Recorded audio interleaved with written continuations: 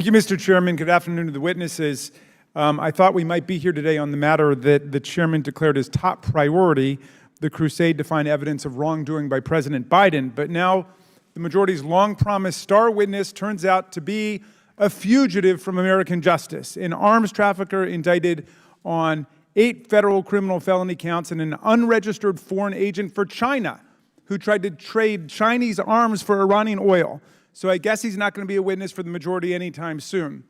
Well, after the failed SARS reports, bank records, Form 1023, we can conclude that this Inspector Clouseau-style quest for something that doesn't exist has turned our committee into a theater of the absurd, an exercise in futility and embarrassment.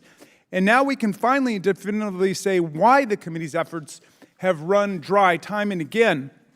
Just yesterday, Mr. Chairman, you and I got a letter from Lev Parnas, the Ukrainian-born American businessman who was at Rudy Giuliani's side as his right-hand man for a year between November 2018 to October 2019 as Giuliani and then President Trump tried to smear Joe Biden before the 2020 election with the very same allegations we're still running through the political spin cycle every week in this committee. I request unanimous consent to enter the Parnas letter into the record. Without objection to order. Now, in this extraordinary 10-page letter, Parnas painstakingly describes the campaign orchestrated by Giuliani and Trump to, quote, dig up dirt on the Bidens and spread misinformation about them through various networks, including government officials, journalists, and Fox News personnel. After explaining this campaign to fabricate corruption charges against Biden, Parnas concludes his letter by saying, throughout all these months of work, the extensive campaigns and networking done by Trump allies and Giuliani associates, including the enormously thorough interviews and assignments that I undertook, quote, there has never been any evidence that Hunter or Joe Biden committed any crimes related to Ukrainian politics. Never during any of my communications with Ukrainian officials or connections to Burisma did any of them confirm or provide concrete facts linking the Bidens to illegal activities. As Mr. Parnas concludes, there's never been any factual evidence, only conspiracy theories spread by people who knew exactly what they were doing, and then he calls on this committee to end its wild goose chase and offers to come and testify. Remember, this is Mr. Giuliani's guy. This is his interpreter and right-hand man who spent a year out there trying to cook the books against Joe Biden, and he offers to come testify. So if anyone doubts anything he's saying, let's bring him in as a witness, and let's hear about that crusade that they were on to smear President Biden by promoting the same baseless conspiracy theories that this committee serves up as moldy leftovers every day. At today's hearing, we're going to hear about wrongdoing by Hunter Biden, who's pleading guilty on 2 tax charges and a gun charge next week. We'll hear about the back and forth among investigators, prosecutors, and a Trump-appointed U.S. attorney, over a dozen people who spent 4 years investigating the president's son. We'll hear about how they disagreed on investigative steps and what criminal charges to bring, all normal stuff in government investigations that doesn't usually lead to a congressional hearing. But one thing you will not hear today is any evidence of wrongdoing by President Joe Biden or his administration.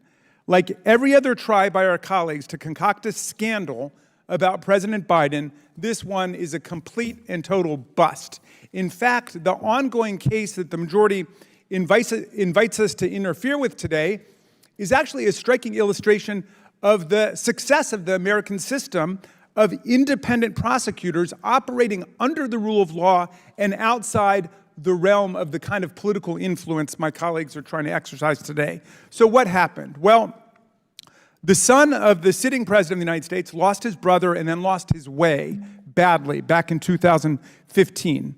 As too many families around the country know, drug addiction is a dark and powerful affliction. And like other addicts, Hunter Biden made foolish and criminal choices, including failing to pay his taxes and owning a firearm in violation of federal law. And he's now being held criminally accountable for it. His investigation began under the Trump administration. It was conducted by a U.S. attorney for Delaware, David Weiss, who Donald Trump appointed to his office and who Attorney General Barr chose for this assignment to conduct this investigation. In his final press conference in December of 2020, Attorney General Barr expressed full confidence in Weiss's work.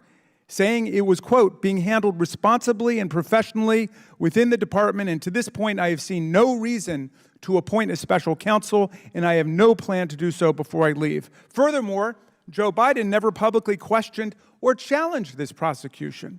When it began, he did not decry it as a witch hunt by Donald Trump. He placed his trust in the fairness of the American justice system. When he became president, not only did he not use his power to halt the investigation, he kept in place Trump's handpicked U.S. attorney, Mr. Weiss, overseeing it, even though incoming presidents usually replace U.S. attorneys with their own appointees.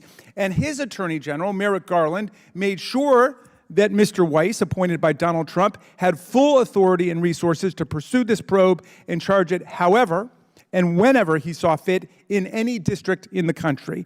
And in the past few weeks, as Hunter Biden accepted a guilty plea, the president and his attorney general have done nothing to interfere with the case, which is overseen by a federal judge appointed by, yes, Donald Trump. Now, can you imagine Donald Trump saying nothing about a witch hunt or not trying to quash the prosecution if it were his son being prosecuted? Indeed, President Biden's traditional and scrupulous respect for the independence of the Justice Department stands in sharp contrast to Trump's spectacular disrespect for the rule of law and his serial efforts, both in office and outside office, to get prosecutors to go after and lock up his political rivals and to suspend accountability in specific criminal cases when it comes to his friends. When Michael Flynn was investigated for lying to the FBI and later convicted for it about communicating with the Russians, or when Paul Manafort was investigated and later convicted for bank and tax fraud, or when Roger Stone was investigated and later convicted for lying to Congress and witness tampering, an outraged President Trump repeatedly denounced the Department of Justice for prosecuting his cronies and reportedly got Attorney General William Barr to pressure prosecutors to recommend more leniency in their cases. Trump also went to FBI Director James Comey and pushed him to pledge absolute loyalty to Trump and to find a way to let Flynn go. Ultimately, Trump used the power of the presidency to pardon all of these convicted criminals. Now, unlike President Trump's blatant abuse of the rule of law and the relationship between the president and DOJ, there's no evidence that President Biden has involved himself in any way in the investigation into his own son, an investigation that's been overseen by Trump's appointed U.S. attorney. No matter what my GOP colleagues say, and I appreciate the testimony of our witnesses today, there is no evidence that Hunter Biden has received any kind of official favoritism in this prosecution for being Joe Biden's son. On the contrary, there are more than 10 million Americans who have filed taxes but failed to pay them, the exact crime Hunter Biden is pleading guilty to. The vast majority of these cases are resolved administratively or through civil settlement. Indeed, every year the IRS and DOJ obtain convictions and sentences in fewer than 700 cases for tax crimes of any kind, a minuscule percentage. The fact that Hunter Biden faced a 4-year criminal probe involving dozens of agents and prosecutors from the IRS, the FBI, the U.S. Attorney's Office in Delaware, DOJ tax, demonstrates, to my mind at the very least, that he received no special treatment, but arguably selectively tougher treatment than the millions of the people who never face criminal investigation for doing the same thing.